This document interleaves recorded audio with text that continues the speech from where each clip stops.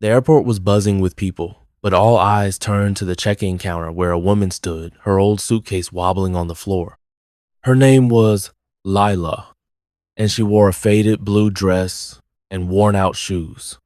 Her hair was tied back in a messy bun, and she clutched a crumpled ticket. The airport staff, dressed in crisp uniforms, glared at her. "You can't be here!" shouted a tall man with a shiny badge that read Supervisor Carl. His voice echoed through the terminal, making travelers stop and stare. "This is for first-class passengers only. Get out!" Lila's face turned red, but she stood her ground. "I have a ticket," she said softly, holding it up. Carl snatched it, glanced at it, and laughed.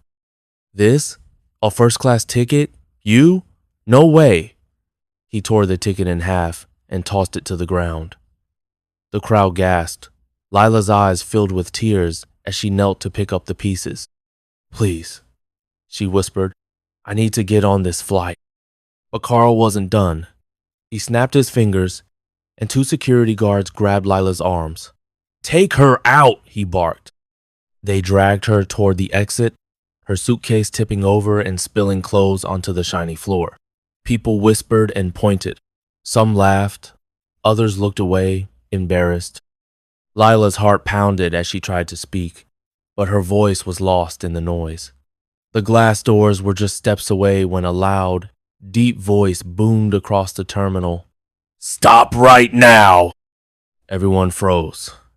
The crowd parted, and a man in a sharp black suit stepped forward. His watch sparkled under the airport lights, and his face was calm but fierce. Lila's eyes widened. The guards let go of her, confused. Carl's smirk faded. Who was this man? And why was he staring at Lila like she was the most important person in the world? The air felt heavy, with suspense. What was about to happen? Build up. Earlier that day. Earlier that morning, Lila woke up in her tiny apartment. The walls were cracked, and the fridge was nearly empty. She didn't have much, but she had a dream to visit her sick mother halfway across the world. For months, Lila had saved every penny from her job cleaning houses. She barely ate to afford the plane ticket. When she finally bought it, she couldn't believe it was real. A first-class ticket. It was a special deal, a once-in-a-lifetime chance. She hugged the ticket to her chest, smiling for the first time in weeks. Lila wasn't used to nice things. She grew up poor, always wearing hand-me-down clothes. People often ignored her or treated her like she didn't matter. But today was different. Today, she was going to fly across the world to see her mom. She packed her old suitcase with care, folding her mom's favorite scarf inside. "I'm coming, Mom," she whispered, her heart full of hope. At the airport, things started to go wrong. The taxi driver had laughed when she said she was flying first class. "You? In first class?" he'd said, shaking his head. Lila ignored him, but her stomach twisted. What if he was right? What if she didn't belong? She pushed the thought away and walked into the airport, her head held high. The check-in line was long, and the first-class counter looked so fancy: marble floors, golden signs, and people in expensive clothes. Lila felt out of place, but she clutched her ticket tightly. It was real. It had to be. When it was her turn, Supervisor Carl looked her up and down. His eyes narrowed. "This isn't your place," he said coldly. "Economy is over there." Lila shook her head. "No, I have a first-class ticket," she said, her voice small but firm. That's when Carl's face changed. He didn't believe her. He thought she was lying, maybe even stealing. The other staff whispered and giggled. Lila's cheeks burned, but she stood her ground. She didn't know that this moment would change everything. Suspense and twists. As Lila waited in line, she noticed a woman in a fancy coat staring at her. The woman's eyes were sharp, like she was judging every inch of Lila's worn-out clothes. Lila looked away, but the woman whispered something to a man next to her, and they both laughed. Lila's heart sank. Why did people always think she was less? She wanted to disappear, but she thought of her mom, waiting for her. She had to be strong. Then came the moment Carl tore her ticket. It wasn't just paper, it was her hope, her dream, her chance to see her mom. The pieces fluttered to the ground like broken promises. Lila's hands shook as she picked them up. She wanted to scream, to tell everyone she wasn't a liar, but the words wouldn't come. The guards grabbed her, and the crowd's whispers grew louder. She felt like she was drowning in shame. But then, that voice, "Stop right now." It was strong, commanding, like something from a movie. The man in the black suit stepped closer, and the crowd went silent. His eyes locked on Lila, and for a moment, she felt safe. But who was he? Why did he care? Carl's face turned pale, and the guard stepped back. Something big was about to happen, and Lila's heart raced. Was this man her savior, or was something even bigger coming? The airport terminal felt like it was holding its breath. The man in the black suit stood tall, his eyes locked on Lila. The crowd stared, whispering. Supervisor Carl's face was white as a ghost, his hands fidgeting with his badge. The guards who had grabbed Lila stepped back, their eyes wide. "Who are you?" Carl stammered, trying to sound tough but failing. The man didn't answer. Instead, he walked straight to Lila, his shiny shoes clicking on the floor. He knelt beside her, gently picking up the torn pieces of her ticket. "Are you okay?" he asked softly. His voice was warm, like a blanket on a cold day. Lila nodded, her throat too tight to speak. Who was this man, and why was he helping her? He stood up, holding the ticket pieces, and turned to Carl. "You made a big mistake," he said, his voice low but sharp, like a knife. The crowd leaned in, eager to hear more. Carl laughed nervously. "She doesn't belong here. Look at her. That ticket's probably fake." The man's eyes narrowed. "You don't know who she is, do you?" he said. The words hung in the air, heavy with meaning. Lila's heart skipped a beat. What did he mean? She didn't know he more, did she? The suspense made her head spin. Build up. The mornings. Shadows. Earlier that day, before the airport chaos, Lila had felt a strange feeling in her chest. As she packed her suitcase, her phone buzzed with a text from an unknown number. "Be careful today." No name, no explanation. She stared at it, confused. Was it a mistake? She shook it off, thinking it was just a wrong number, but the words stuck with her. She double-checked her ticket, her hands trembling. What if something went wrong? She pushed the thought away and headed to the airport, determined to focus on her mom. On the taxi ride, the driver's cruel words stung. "First class? You?" he'd said, laughing. Lila clutched her bag tighter, her mom's scarf inside giving her strength. She wasn't going to let anyone stop her. But at the airport, the stare started. People in fancy clothes looked at her like she was lost. A woman in a red coat whispered to her friend, pointing at Lila's old suitcase. Lila's cheeks burned, but she kept walking. She told herself she belonged, even if no one else thought so. At the check-in counter, things got worse. Carl wasn't just rude, he was mean. He looked at her like she was dirt on his shoe. When he tore her ticket, it felt like he tore her heart. The crowd's laughter was like needles in her skin. She wanted to run, to hide, but her mom's face kept her standing. She had to get on that plane. Then the guards grabbed her, and she thought it was over. Until that voice, "Stop right now," changed everything. Suspense and twists. Back in the present, the man in the black suit held up the torn ticket. "This is real," he said, his voice steady. "And you just insulted someone very important." Carl scoffed, but his hands shook. "Important? Her?" he said, pointing at Lila. The man smiled, but it wasn't a kind smile. It was the kind of smile that made you nervous. "You'll see," he said. He pulled out a sleek phone and made a call. "Yes, it's me," he said quietly. "I'm at the airport. There's a problem." The crowd buzzed with excitement. Who was he talking to? Lila's mind raced. She didn't know this man, but something about him felt familiar. His eyes, maybe, or the way he stood. Had she seen him before? She couldn't place it. Carl tried to speak. "Sir, this is a misunderstanding." The man cut him off. "Quiet," he said, and Carl obeyed. The guards looked at each other, unsure what to do. Then, a new sound filled the terminal. The roar of helicopter blades outside. People ran to the windows, gasping. A shiny black helicopter was landing right on the tarmac. The man in the suit looked at Lila and said, "Come with me." Lila's heart pounded.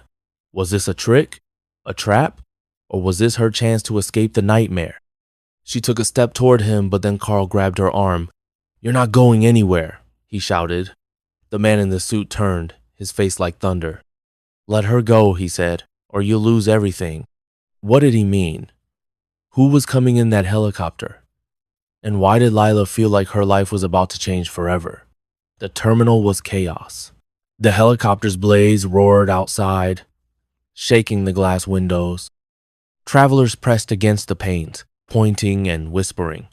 Lila stood frozen, her arms still in Supervisor Carl's grip. His face was red with anger, but his eyes flickered with fear. The man in the black suit glared at him. "I said, let her go," he repeated, his voice like ice. Carl hesitated, then dropped Lila's arm like it burned him. The man in the suit took Lila's hand gently, his touch steady and warm. "You're safe now," he said. Lila's heart raced. Safe? She didn't even know who he was. But his eyes were kind, and something deep inside told her to trust him. The crowd parted as he led her toward the exit, where the helicopter waited. Carl shouted after them, "This isn't over. You can't just walk out." The man didn't look back. He handed Lila her suitcase, which someone had picked up from the floor. "Stay close," he whispered. Lila nodded, her mind spinning. Who was in that helicopter? Why was this man helping her? And why did Carl look so scared? As they reached the glass doors, a new figure stepped out of the helicopter.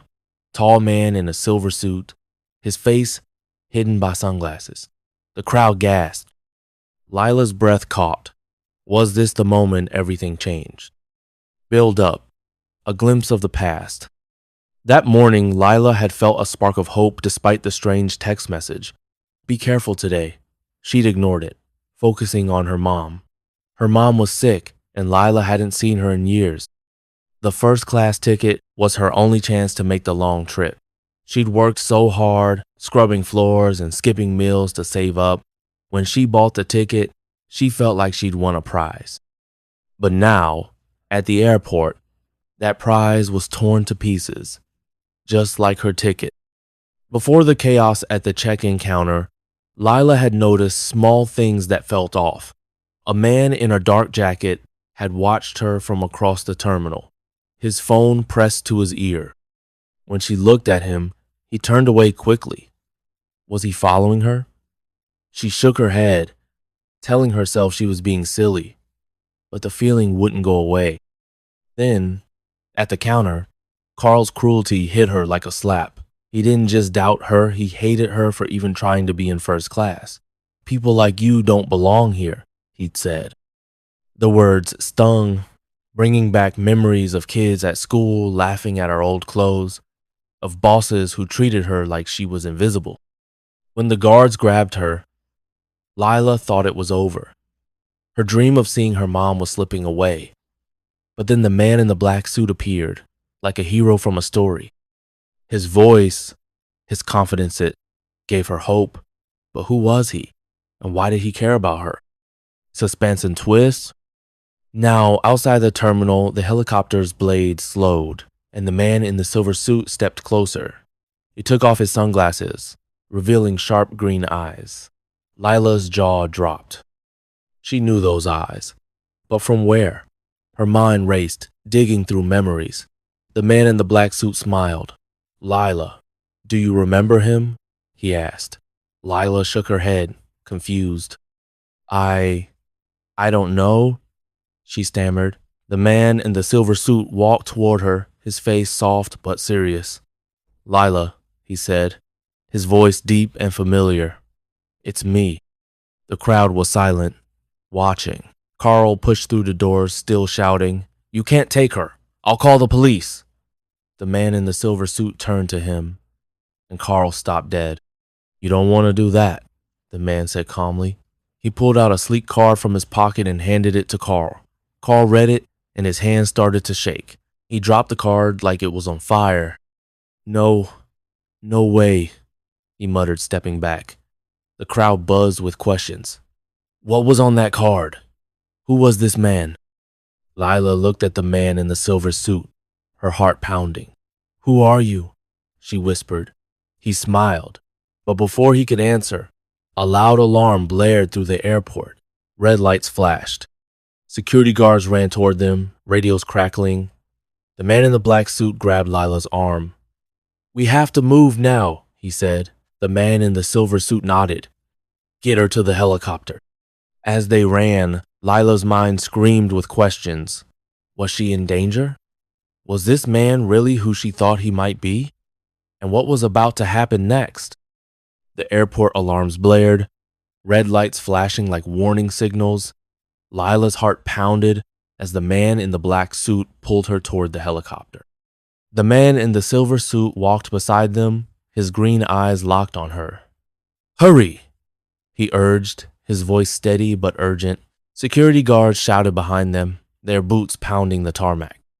The crowd inside the terminal pressed against the windows, phones out, recording the chaos. Supervisor Carl stood frozen, clutching the card, his face pale as if he'd seen a ghost. Lila glanced back, her mind racing. What was on that card? And why did those green eyes feel so familiar? The helicopter door opened, and the man in the black suit helped Lila inside. The plush seats and shiny controls made her gasp. It was like stepping into a movie.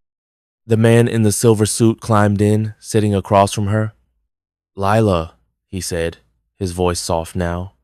It's me, Ethan. Her breath stopped. Ethan? The name hit her like a wave. Memories flooded back.